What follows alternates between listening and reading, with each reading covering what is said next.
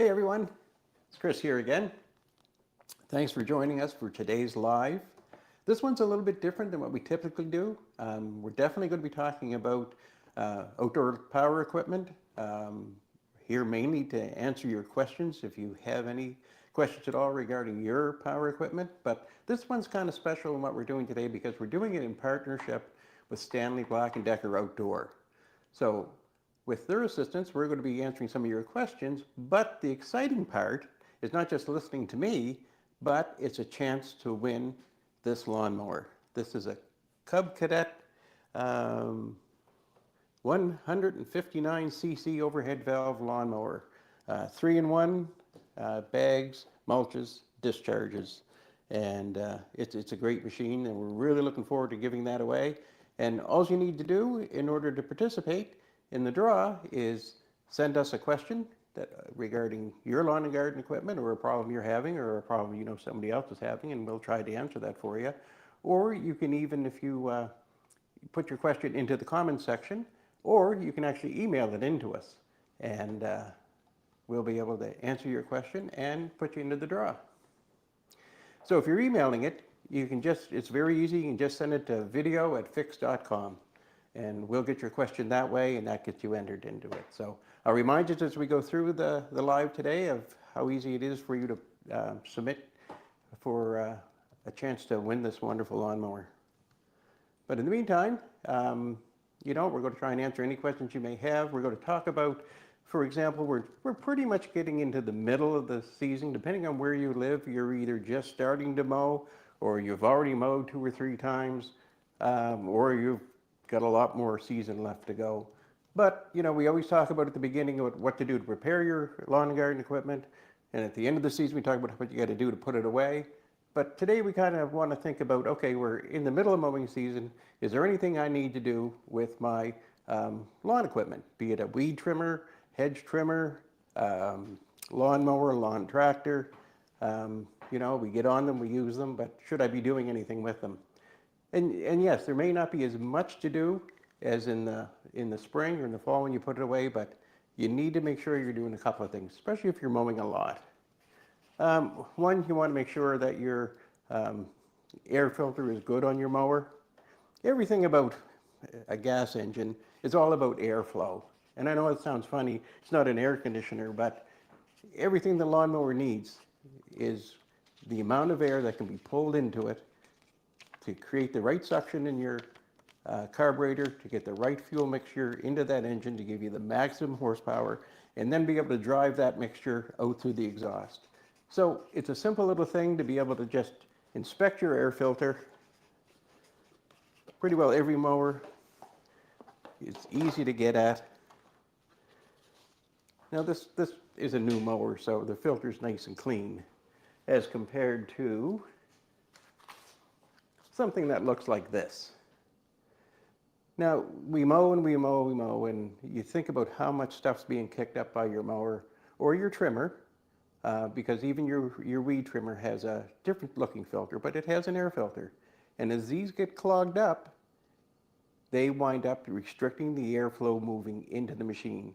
So you're going to wind up with a little bit of reduction in power from your unit, or it's actually going to start to give you problems of either not starting well or surging while you're using it.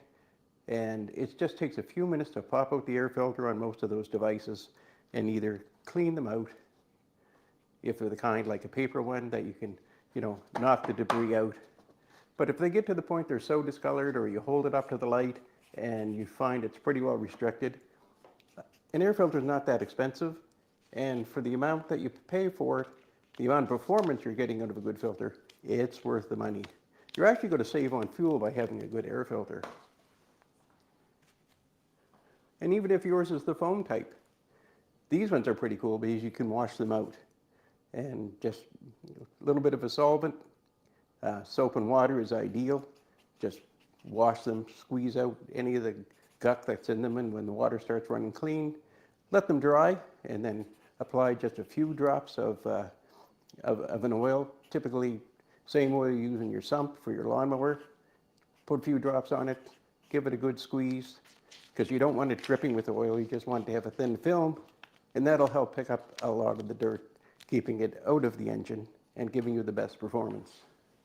So that's an easy thing to do. And the cool part is, if you find your paper filter or your foam filter is deteriorating, you simply need to order a new one. And you can do that really easy. So this is where I'm going to promote us a little bit, because we try to make it as easy as possible for you to maintain your equipment. If you go to our sites, you can very easily put in your model number, look up your machine, look up your part, and you can actually order it right there while you're on screen. And we'll send it directly to you to your home. And all our parts are OEM parts, which means they're the same part that the manufacturer uses when they create your product. So you're not getting something that's of a lesser quality. Yes, there's a lot of stuff out there in the marketplace today that's lower price, and they look identical, but you'll find that you don't get something for nothing. In order to get something at an extremely reduced price, something's being left out. The filter may look identical in size and shape, but you can't be sure that its filtering ability is the same as what the manufacturer created. And in that case, you could be pulling debris through that cheap filter into your engine and reducing the lifespan of it. So don't scrimp, that's the word I wanted, scrimp on your parts, because it's going to wind up costing you more money in the end. You shorten your lifespan of your product, or you wind up with it not being reliable starting when you want to. Anyway, I know I beat that drum all the time, but it's really worth saying. You don't necessarily save when you start using aftermarket parts. But that's your choice, you do what you like. But for me, in servicing the product and wanting to make sure it's going to stay out there and give you good performance, stick to the OEM parts. And that's all we sell, is OEM parts, and we offer warranty on them. In fact, we offer a 365-day warranty, and you really can't beat that. That's more than a lot of other outfits do. And the other thing that's really cool, and I'm not going to beat you to death on this, but if you're not sure about how to maintain your product, if you go to our site, you'll find there's a ton of resources for you to be able to look after your equipment. You're going to find videos, you're going to find blogs, you're going to find all kinds of descriptions on how to look after your machine and how to change components. So everything's there. And if you don't find what you're looking for, you can always reach out to us and we'll do everything we can to get you the information you need. We have lots of questions. We got lots of questions? Oh, yeah, good. That way, very exciting. that way I can hopefully pass along some good information, and you don't listen to me ramble on and on, because I'll do that all day long. Okay, so our first one was an email submission. Yep. From Krista. She is wondering, what do we recommend, battery or gas-powered lawnmowers, which performs better? Okay, that's a great question, Krista. And that's Sarah, by the way. You all know Sarah. She's here in our lives all the time. And Brian's running the camera today. So hey, everyone. He's keeping us all in focus the best he can, considering what he's working with. But which is better, gas or? Battery powered. Battery. That's an excellent question. So I've used both on a regular basis. I've had gas mowers, gas trimmers, gas tractors, but I've been sort of half switching out some of my gear to cordless. For me, cordless is great because they're lighter, they're easier to move around, they give you a lot more flexibility. I have a property that I maintain that has a lot of gardens and shrubs that you have to get around, and I'm also in a community where there's a lot of other houses around, so I don't like to have anything with a big noise level. So for me, in those situations, cordless works really well. The only downside I see with cordless is the amount of batteries you may have to use if you've got a fairly large area to do. So you need to have a decent amount of batteries on hand, and you have to remember, if you're using a couple of batteries in your mower and you start to run low, you really want to hope you've got 2 more batteries sitting on charge somewhere so that you're not interrupted and you don't have to take that break while you're mowing. So the only other thing that happens is if you've got a really large property and you've got varied thickness of grass, like a really heavy dense, some of the cordless will struggle with that. Whereas a gas mower, in most cases, has plenty of horsepower and will easily be able to plow through that, especially if you're looking to mulch. Mulching, of course, requires a lot more out of your mower than if you're just simply discharging into the bag or off to the side. So whatever fits your situation best is what to go with. There's a big push. Everybody is starting to make a trend towards going cordless, but again, depending on the size of your property, it may not be feasible just to run off battery. You may need to have the gas products. Anyway, I hope that answers your question. All right, we are getting so many questions that we definitely won't be able to answer them all during the stream, but I am making sure that everybody's name is entered into the draw, so Excellent. don't worry about that. Okay, and I'll try and keep my answers a bit concise. Perfect. This is a great one that came in through a YouTube viewer. Pauline is asking, what is the best mower for a yard with a hill? Oh, okay. So, Pauline, I guess it's kind of like if we're talking about a fairly large hill, and if you're using push mower, ideally you probably want self-propelled. Now, as far as brand style, there's a lot of different makes out there, a lot of different manufacturers that produce self-propelled mowers as well as just standard walk-behind. You have to kind of look at the, I was going to say quality of machine, but it's hard to tell by price point. Big dollars necessarily mean it's a better machine. You really want to look at manufacturers' reviews, look at Google reviews regarding certain brands and size. If you're looking for a mower that's going to be, good for hills, do some research to see which one has that option. Certainly self-propelled is great. You get self-propelled, that's either the front wheels that are doing the driving or the back wheels are doing the driving. So you want to try and take a look at that. Myself, I prefer the front wheel drive, mainly because as the bag on the back of my mower starts to fill up and get a little heavier, it starts to push the weight towards the back, and that starts lifting the front wheels a little bit. So I prefer the front drive, but that's just my point. But as far as a better brand over another, price point is really what comes into. You don't probably need commercial grade, which are fairly expensive, but you probably don't want to go bottom of the line either. What else you got, Sarah? All right, another YouTube question. It's about a specific Husqvarna rear anti-sway rod keeps falling out, and it's been replaced 3 times. They're asking if there's specific slots to screw it into. Good question. If it's been replaced 3 times, that's pretty unusual. Normal wear and tear will have any particular part fail, and you may have to replace it. But if you're replacing it again and again, there's something else going on there that's causing that problem. And that's what you really want to look at as to what on that machine is starting to cause the kind of stress that would cause that part to fail. So chances are there's another issue that's going on. Either the deck is moving around too much, there may be another hanger or bracket that's causing a problem, but it's not just that component. There's something else that's causing that. So you're going to need to take a look at what else on that machine may be worn or out of place. All right, this was through Facebook. Monique is asking, do you need a special tool to change a spark plug? Ideally, yes. You can find a socket that fits out of most socket sets, and they'll go on the nut part of the spark plug so you can remove it.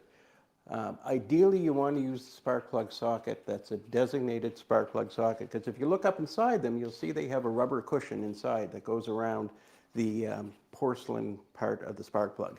That's so that as it's being strained by trying to put it on or put it off or tighten or loosen it, that you're not going to crack that porcelain. If that gets cracked, then you wind up losing a lot of your spark energy, and it just doesn't work very well. So yes, I would use definitely a spark plug socket.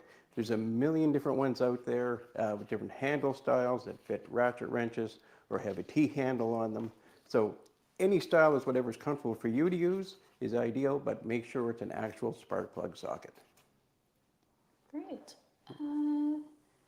Someone on Facebook is asking about this specific model. They're wondering if it is electric. Okay. Good question. This particular machine, as part of the giveaway, is gas powered. It's a 4-cycle engine. It's 159 cc's with an overhead valve. Marvelous, marvelous engine. These are a really strong engine. This is actually a really strong mower. It has one of the most best quality decks I've seen on mowers for this price point. It's a really good machine, and like I say, it isn't self-propelled, it's strictly push, but it's got a very comfortable adjustable handle. It's got all kinds of great features, but it is strictly gas. Right. That sums up another question that came through asking why someone should pick a Cub Cadet over another model. So we'll consider that question answered as well. Let's see. Okay, here's another good one that came from Michael on Facebook. How many hours between oil changes and air filter? So after how many hours of use should you be changing the oil, changing the air filter? Yeah, great question, Michael. And that, to answer that realistically, it depends on the use. You know better than anybody how much or how long you're having to put your mower into operation when you want to do your lawn care. You also know how heavy or how hard it's working. So basically, the longer and harder or more operating hours you're putting on your mower will dictate how often you should change your oil. In a typical season on a moderate lawn, you should be able to go a season on an oil change. If you're using more frequent mowings, you know, you've got a beautiful lawn, heavily fertilized, grows like crazy, like grass is right now. You're probably using it more often, it's probably working harder. So you may want to mid-season change the oil. Air filter you can inspect anytime. Most of those covers on those air filters pop off like this one does. It's very, very easy to see. And like I say, you can just shake it out if it's dirty or hold it up to the light. And if you can see lots of light coming through the filter, it's great. If it's being restricted so the light's not coming through, replace your filter. You'll know best, and that's part of the beauty of what we try to provide is the ability for you to be able to service, maintain, and repair your own equipment. And I'll just mention for those of you who are, you know, joining us today or have friends that have told you about us, you know, subscribe to our channel because we have a ton of information to help you look after your equipment, whether it's outdoor lawn equipment or appliances and power tools, kitchen appliances. We've got a ton of resources there for you. So there's nothing that, you know, there's nothing I as a technician do to a machine that you can't do yourself. And that's our whole purpose and desire in what we do. We don't just sell the part. We sell the part as well as give you information so that you can do it yourself. And the biggest value in that is the amount of money you can save, especially in today's world. What it costs for taking your machine into a shop or having somebody come to your home, it's a pretty expensive, it's a pretty expensive chunk of change. And really when you get looking at some of our videos, you'll find out, I can do that. So don't be afraid, there's lots of resources. So anyway, that's what we try to do is to help you fix your stuff, save you money. And of course, you know, we like to sell parts, but we like to support you in the sale of those parts. What do you got next, Sarah? All right, this is an unfortunate scenario, but Margaret on YouTube said that her son ran over something with the Rideon mower, and now it started smoking and won't fire back up. Where should they start looking for issues? Whew. Well, that's unfortunate, but those things do happen. So a Rideon mower typically has belt-driven blades. If he's hit something hard, then you know you would expect the belt to take that strain and possibly break, or you break a mandrel that your blade mounts to. But if you're now seeing problems with engine not running and it's smoking, then it almost sounds like the crankshaft itself got impacted, in which case it may have actually bent the crank or created enough impact that it may have dislodged one of the crankshaft seals, and you may be getting some oil leaking, and that's what's causing the burning. Or possibly even enough of a bang where it may have actually cracked the short block and you're losing some oil there causing the smoking. And without a sealed crankcase, you're not going to be able to have that machine starting properly. So it may not be good news, but just, you know, pull off the hood, take a look, see if you can determine, where that oil may be coming from. All right. This is from Michael on Facebook. They are asking, can you use fuel stabilizer in your lawnmower? Absolutely, absolutely. I'm a big proponent of fuel stabilizer.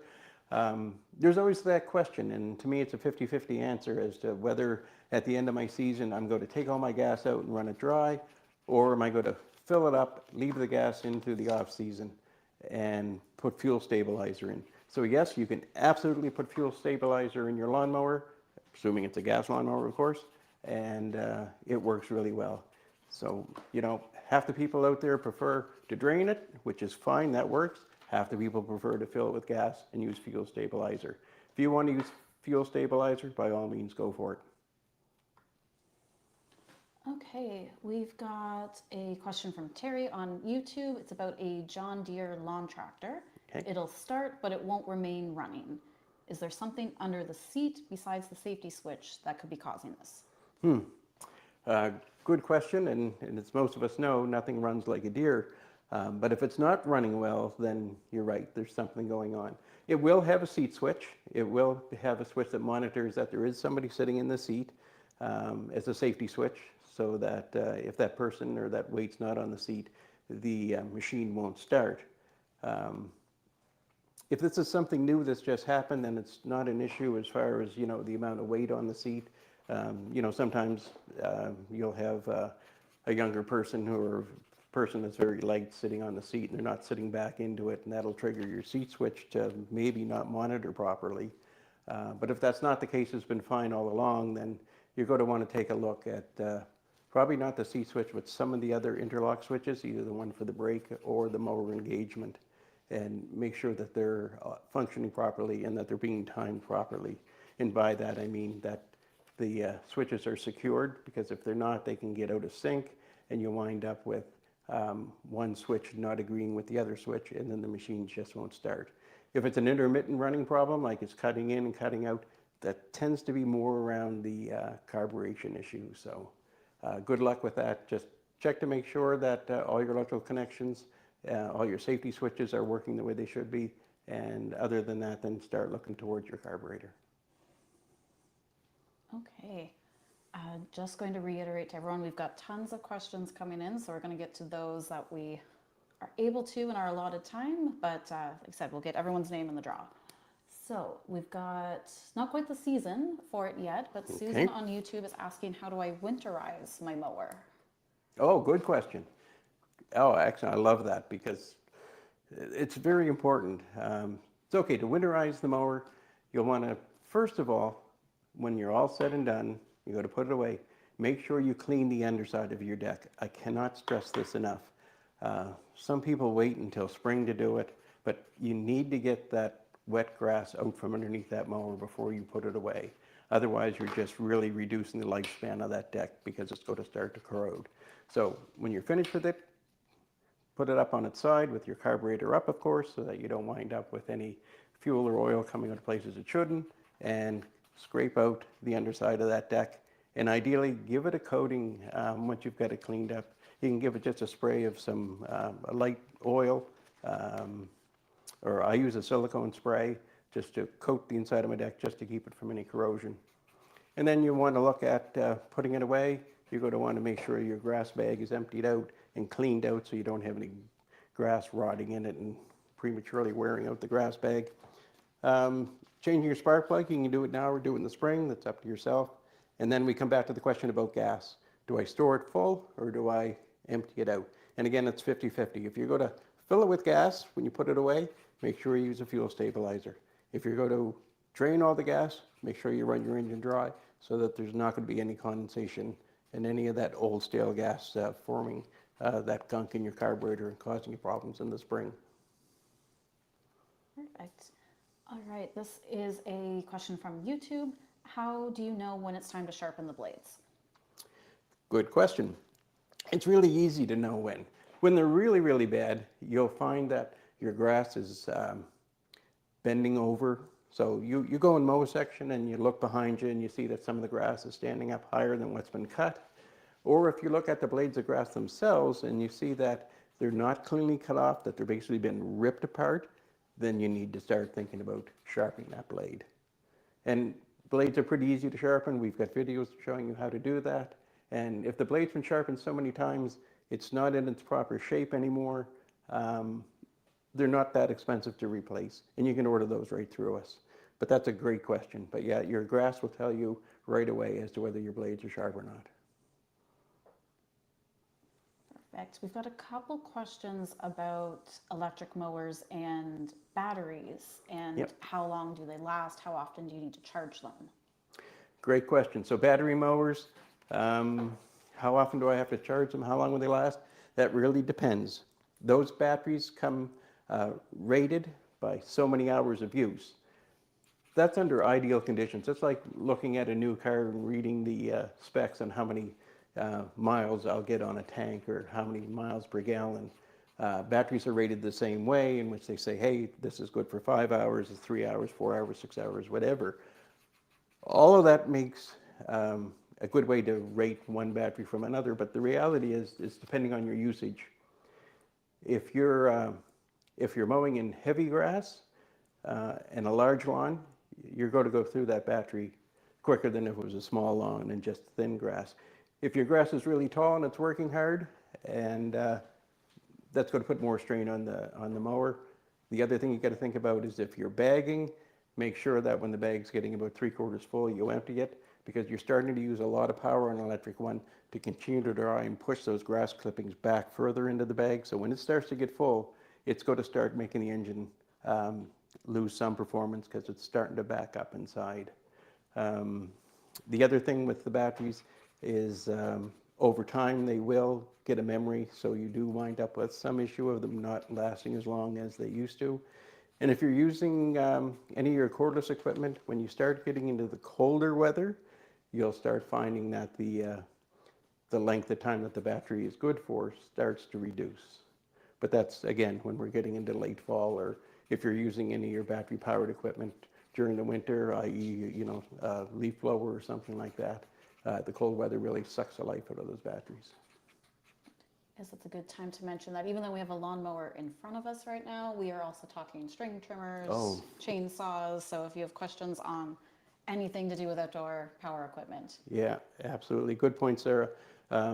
Anything that's outdoor equipment or anything that's gas powered, a lot of the things that we talked about for this mower aligns up completely with your tractors, with your line trimmers, with your hedge trimmers, leaf blowers, whatever. If it's got a small engine on it, everything we talked about for this mower or any of the other questions today certainly apply right across the whole spectrum.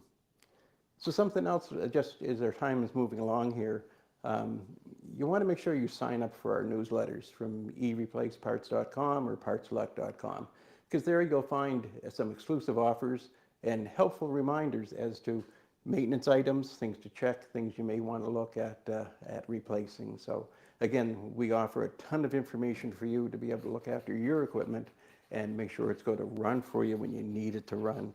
There's nothing worse than when you get a foot of grass and the mower just will not start. So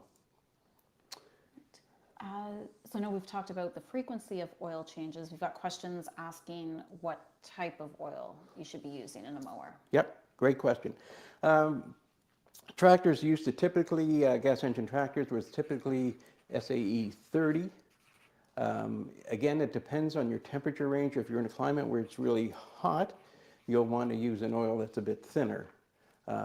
Instead of an SAE 30, you may want to use a 10W30.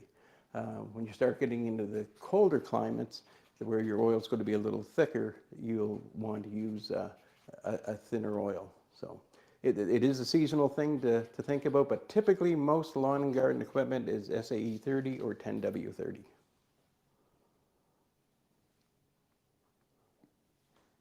All right. Do you have any recommendations for which type of gas equipment, brands, models, sizes are best?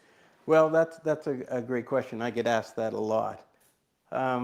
And it's no different than when we're talking about cars or talking about power equipment. Some people have their favorite brand and make, and they wouldn't have anything else just because either that's what they grew up with or they had good success with. There are some great brand names that you tend to hear about that are really, super quality. Cub Cadet's a very strong name in the world. They tend to run a little bit somewhere in between, residential and commercial use. But there's also, Troy-Bilt, there's DeWalt, they have their stuff. But, there's Honda, there's Yamaha. Everybody's got a version of their outdoor product. Look for warranty, look at reviews as to which one you think might work best for you. And as well, you've also got to consider your price point and what you're using it for. There's folks out there that go and buy the most expensive machine so that they can say they have the most expensive machine, or it looks the nicest sitting in the garage, or because they need it to work well for them because they got a lot of lawn and they need that kind of additional performance that you would get towards the near commercial type product. But otherwise, if your lawn is small or the project you're working on that you're using your OPE equipment for is just a once, or twice a year type thing, then you don't really need to go out and spend the big dollars for the big brand. This is a relevant segue. At what point should you consider a ride-on mower versus a push mower? Does it depend more on the yard size or the topography of the yard? Good question. I'm starting to find it depends on age as well. Really, it's size of the space you're looking to maintain is a big one. How much time you have available. And if it is really hilly, then that's something you have to consider. You can go with walk-behind self-propelled that work pretty good when it comes to hills, but if you're looking for a larger area to cover and you want to be able to do it sooner and more comfortable, then certainly a ride-on is the way to go. And there's so many options out there for ride-on right now. There's the basic tractor style, which is, always been very popular, and, lots of opportunities and lots of versions and different makes and models. But there's other ones that are coming out very strong now, and it's the zero turns. The zero turns are great if you have a property that's got a lot of gardens or things you need to, mow around and cut in between and get around quickly instead of having to make, a pass on every different side of it. Zero turn works really well for that. A bit more expensive, of course, so you have to weigh that out. You're getting time and convenience against, a more expensive price point. All right. Let me just scroll through these here. Give me a moment. Yeah, no problem at all. Okay, here's one. What is a good tip for changing the pull cord and making sure it recoils back properly? Good question. Recoil starts. Sorry about that. So we're talking about recoil starts. This little guy, or big guy, depending on the size of your engine. Recoil starts are an amazing little piece of equipment. You pull the cord, little dogs extend, they lock into the cup on your flywheel, and that's what engages your starter to rotate the engine to start it. So the normal wear item on these is the cord. And most of that comes from how you pull the cord. So if you're pulling straight out, that cord's going to last a long, long time. If you're taller or shorter, then you're pulling up against where the cord goes in and out, and you're going to wear the sides of the cord. So the tip is, if you're changing your cord, you need to know the length of the cord that you need to put on. So you can take your old cord and lay it out flat, and then so you get a measurement of how long the replacement cord should be. In some makes, you can actually order the exact length cord that your model requires. And then really, once you have the starter off, you really just need to rotate your inner piece and secure it so it doesn't zip back in. Feed your cord into it, tie it with a good, proper knot so it won't come loose, so that when you do let go of the cord and it goes to rewind in, it's not sucked right in and have your cord being too short so you can't get a good long pull on it. So make sure you get the right length, make sure you get the right thickness of cord, because if it's too thick, it's going to bind in there and it's going to wear out really fast. And the other thing is to make sure you've got enough length so you can have just a little knot like this. So your cord will be there so you can then tie your handle onto it. And then when it retracts, it's not hanging loose. And everybody knows you didn't cut the cord short enough to have it back into the spot where it should be. But it's easy to do. First couple times you go to replace a cord, you got to drive yourself a little nuts because it's got to keep, if you don't have this secured well, it's going to slip on you and you got to start all over again. But, you know, once you've done it a couple times, you can do any starter. It's that easy. And we have lots of videos to show you how to do that. All right, we've got a question about cleaning mowers Yeah. and if using a pressure washer on the deck or blades is going to cause the mower any harm. That's a super question. You can certainly use a hose and water to wash the underside of your deck. In most cases, you're going to want to put the mower on its side, or if you've got a tractor, you're going to want to take the deck off it and flip it over. If you're using power washer, it's a lot of pressure. If you've got it turned up too high, you can actually drive water past the seal of the bearings for your blades, or up through the seal for your crankshaft of a push mower. Those power washers, we're talking thousands of pounds per square inch of pressure, and they will push water through a seal, and that's not a good situation. So you can use them, just keep the pressure down. Try to keep the pressure away from where your bearings are, where your blade's attached. And so yes, you can use a power washer, just don't use it at full intensity. But then you're starting to see some things on the market that are really handy, and this works pretty good. And this is something the Cub Cadet has. And you'll see it on other makes. I'm not just, you know, gonna, as much as I love this mower, there are other machines that have something similar. And that's this little guy. So this is a quick disconnect that goes on your garden hose. So when you're done your mowing, you have this on your garden hose. You simply bring your garden hose over and snap that on. Turn on your garden hose and water is going to pour through here and onto the ground.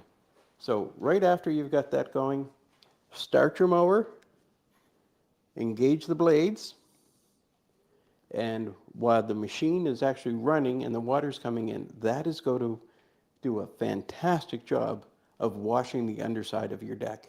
It doesn't take very long. It does a great job. You're not having to tip your machine up. You're not really going to have to get down under there and scrub and dig. And if you do it on a regular basis, like after each mow, you're going to find it's very quick and does a great job. Now, the only thing about it is, you'll notice when you're done and you turn off your water and disconnect your hose, you're going to pull your mower back out of position, and you're going to find all that grass that was on your deck on the ground. So you may want to do it on an area where you either have a piece of plastic or your driveway where you can easily pick up those clippings and sweep them up. If you do it on your lawn, then you're going to wind up having all that wet yuck sitting there in your grass, and you got to try and dig it out. But this works really well. What else you got there, Sarah? All right, there are a couple questions about drive belts. What would cause them to continue to break? How difficult is it to replace that on your own? Okay. Drive belts shouldn't need to be replaced on a regular basis. Drive belts run from your engine motor pulley back to your transmission. If you have one that just over normal wear and tear, the belt stretches over time, which happens, that's the way belts work, and you have to replace it. You just need to make sure if you've replaced it, that the belt is woven through the different belt guides that run between where your motor pulley is and back onto where your transmission is. If the belt's not in those guides, it's going to rub on something it shouldn't, and that'll give you premature wear, and you're replacing your belts far more frequently. The other thing to look for is if you look at your belt and you find there's one spot on the belt where it looked like it's burnt, it's getting hard, stiff, and brittle and gouged out a little, then you've got a pulley that's starting to bind up. Most tractors, for example, will have an idler pulley. That's a pulley that's just there to take up some slack for when you, put the brake pedal on and it disengages the belt. If that pulley is starting to bind up, instead of turning nice and free along with the belt is going to be rubbing against it and it's going to burn the belt. So check your pulleys underneath to make sure they're in good condition, and make sure that belt is in the proper belt guides. And you shouldn't have to change drive belts unless you're, pulling a trailer with a ton of weight on a regular basis. That's going to stretch your belts and you're going to have to change them sooner. But you'll be more aware of that than anything. If you're hauling a lot with it or overworking from normal mowing use, you're going to wind up having to have your drive belt wear out sooner than later. All right, let's see what we've got next here.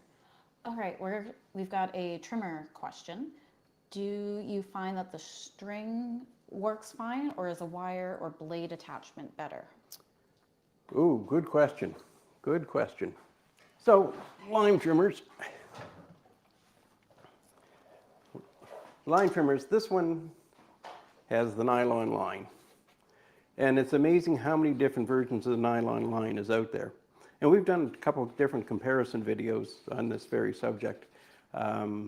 Whether, line or whether to use a blade, or there's some new ones out there that have basically wire tips that come out that are braided. And which one's right for you? Which one does the best job? This type of line you can get in different thicknesses, and you can get it in square, you can get it ribbed, grooved, and everybody has their own preferences to which one works best. The nylon is what the machine was designed for. If this is what it came with, I recommend this is what you stick with, because this line has been rated for the amount of power the machine has. The cutter cuts it to the length that it should cut. Using something heavier may restrict how easily the line auto feeds, so you may have a problem there if you're using too thick a line. If you're using too heavy a line, if you don't even have your guard and you're running a longer length, it's going to put more strain on the bearing that's in here. And yes, it'll cut fine, it'll be faster for you. You may not have to replace your line as often because you're using something stronger, but you are going to cause a bit more wear on the bearing just because it was designed for a certain weight of line. Now, some of the blades that are out there as replacement heads do a pretty nice job, especially the ones that are the swinging blade, because then if you're going to get something hard, they'll move out of the way, which is good if you're coming up against a concrete walkway or a tree or whatever. They'll give way so it doesn't cause some harm to the head or to the shaft itself. So for me to answer that question, I prefer to stick with what the manufacturer put on the machine. That's the way they designed it. That's going to give you good cutting performance and not create a lot of wear and tear on the machine other than what it was designed for.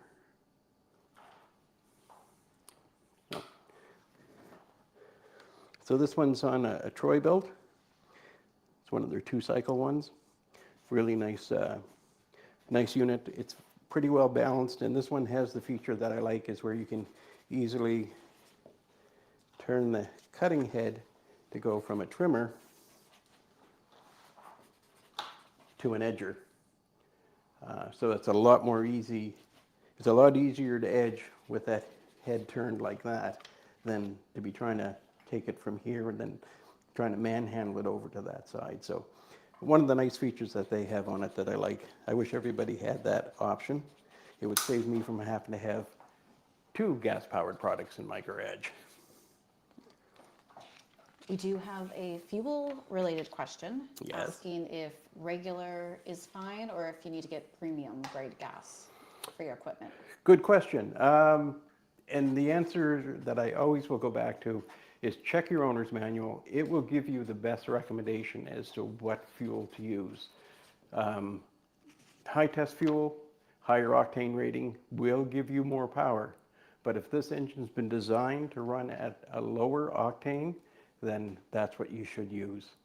Otherwise, you're going to impact the efficiency of the engine, and you're going to impact how long that engine lasts. If you're using higher octane, it's going to run hotter, and so you may not get the life out of it that you hoped you were going to get. So check your owner's manual. So something else just want to mention, again, for the draw, you can put your comments into the chat, your questions in there, and we'll pick them up. But you can also email us at video@fix.com, so that if you're still wanting to send your questions in even after we finished our stream today, we'd certainly be glad to have them.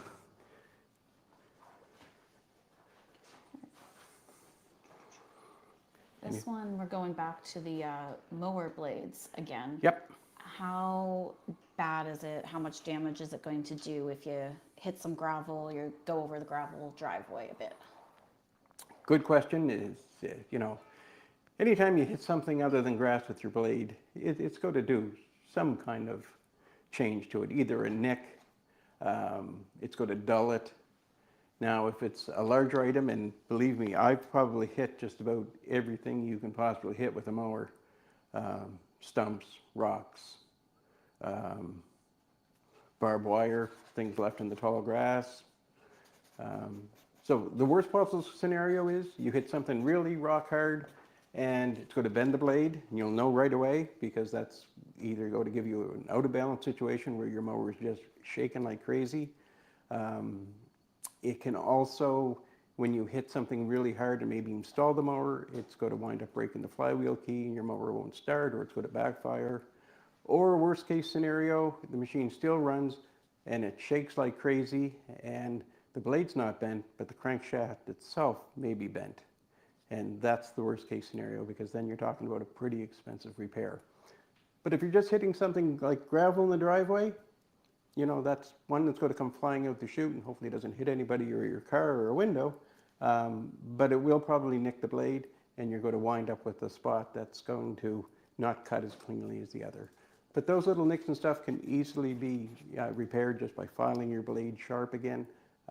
If it's too bad of a chunk out of it, for the price of the blade, go on your computer or pick up your phone and we'll send you a blade right to your home. There's been a few questions coming in about the ease of use for a mower that size for women or seniors. Yep. Good. Any, again, recommendations for folks? Yeah, no, there's no question. If you're not of tall stature, or you're not working on a regular basis, then the size of the mower and the weight of it does become an issue that you have to consider. You don't want to exhaust yourself just trying to maintain your lawn. So you'll find that a gas power mower is certainly heavier than a corded electric mower, or the ones that are even lighter are the cordless. So depending on how big a lawn and how fit you are and how eager you are to get out there and look after your own lawn, I would, if you're looking for a lighter, easier to push mower, I would look at battery or cordless. If battery's not really your cup of tea, then I would look at electric with a cord. Like I said, they're fairly light, they give great performance, they're easy to maintain. But if you're, in good health, good strength, and you want to get that exercise, there's nothing better than going with a gas mower. It's going to give you great performance, a good cut, and it's going to give you some exercise. And if the lawn's big and stamina isn't a concern, then you can go with self-propelled gas. And it's going to give you that assist as it pulls itself along, and you just need to walk behind it. All right, I'm just going through some of these questions. We've got some repeats, so I'm trying to find some new content for us here. So we're just going to jump back to, we were talking about, all the things you can do to maintain it and all the things that you may want to think about when purchasing a mower and stuff. One of the things you want to make sure is that whatever model you look at, and there's so many models that are out there now and makes, and a lot of it's, being shopped online, is you want to take in whatever you're looking at. If you can manage to get the model number off of it from, the ad or whatever, go into a parts site like ours, put the model number in, make sure you can get parts for it. There's a lot of stuff coming in from other manufacturers that are probably, across the water somewhere, that looks like a great mower, probably works great, but if something does happen, you need a part, can you get the part? Because it gets really disappointing when you know what you need and you want to get your machine fixed and you can't get the proper part.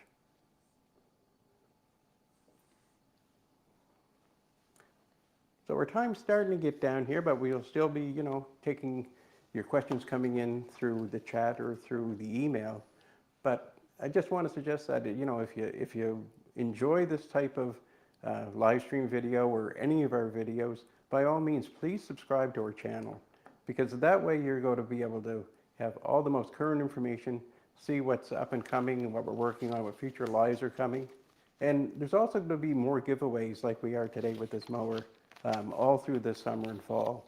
And we've got lots of information out there, lots of resources for you to help decide what may be the best machine for you, or how you can, most efficiently maintain and look after your machinery.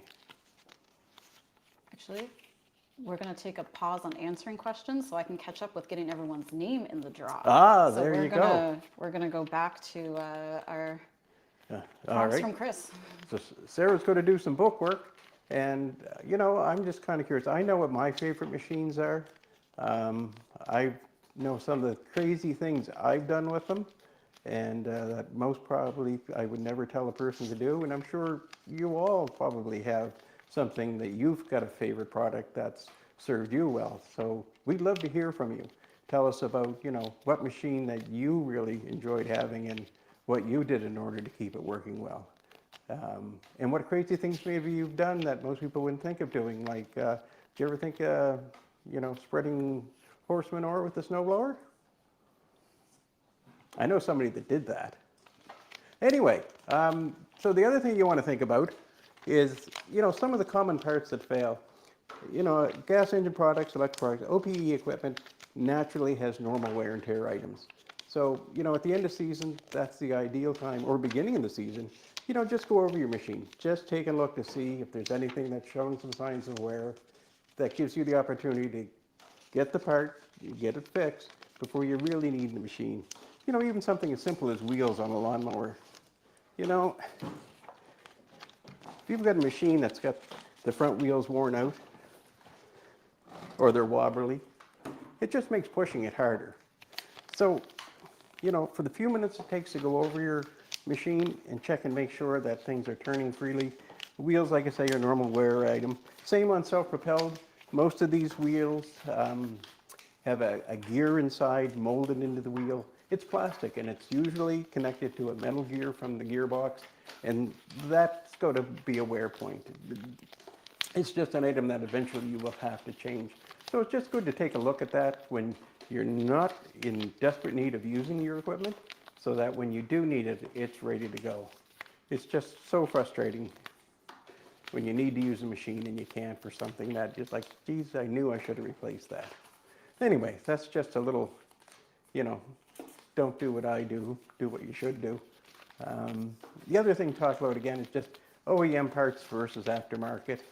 Again, there's some significant cost savings in some cases. You're starting to find more and more that there's not that huge a difference now between aftermarket parts and OEM parts. But it's not worth cutting corners. You'll save a little bit, but I guarantee you're going to find that whatever you save, you're going to wind up having to replace that same part sooner than if it was an OEM part. And so really, did you save any money if you're buying it twice? Anyway, it's your money, you do what you think best, but if you're using an OEM part, then it's been built to the same quality and specifications that the machine was built with. And that's just general peace of mind.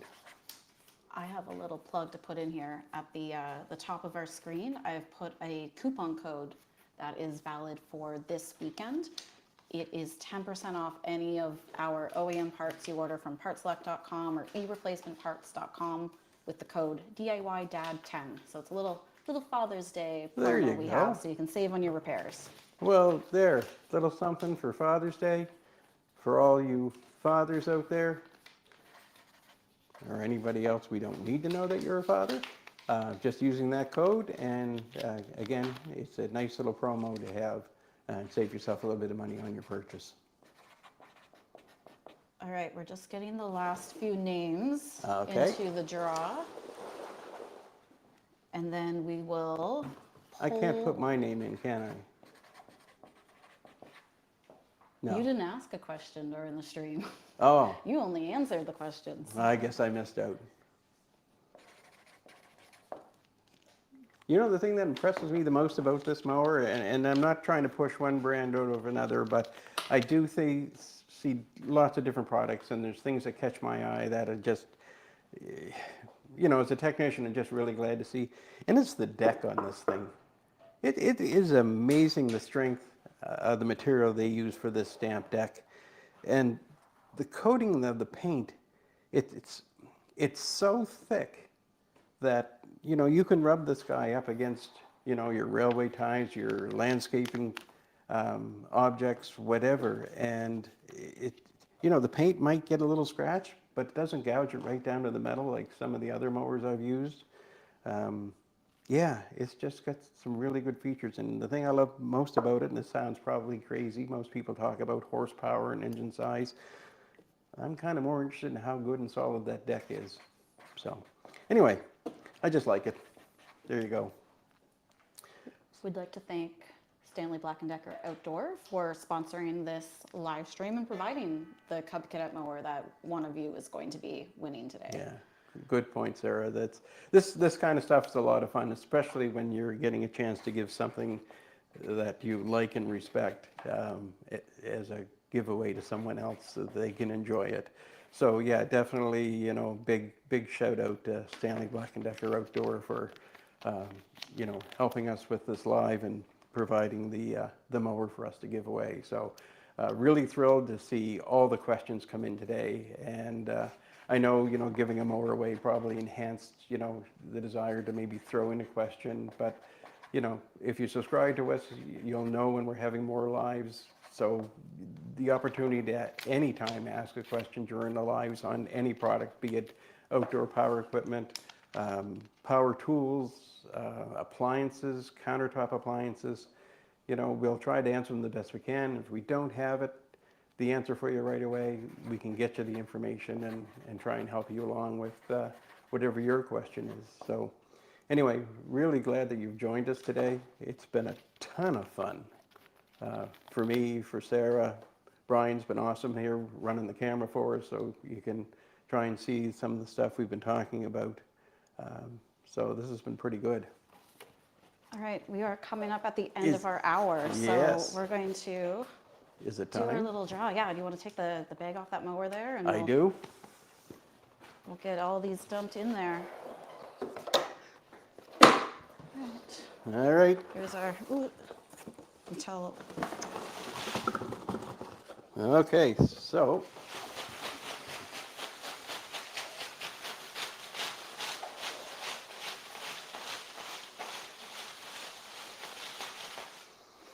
Thoroughly mixed. thoroughly mixed. All right, Well, do you want to do the honors or I'll- would you like? ain't nothing in my hands.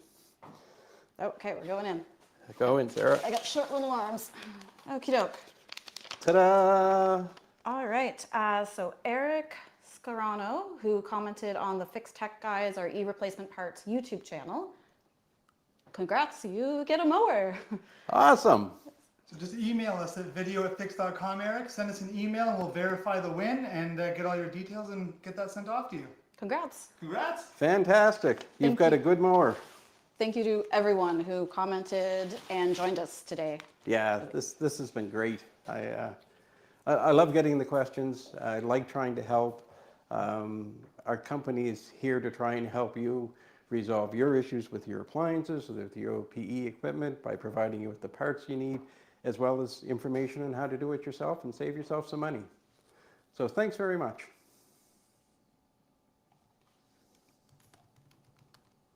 Have a great Father's Day.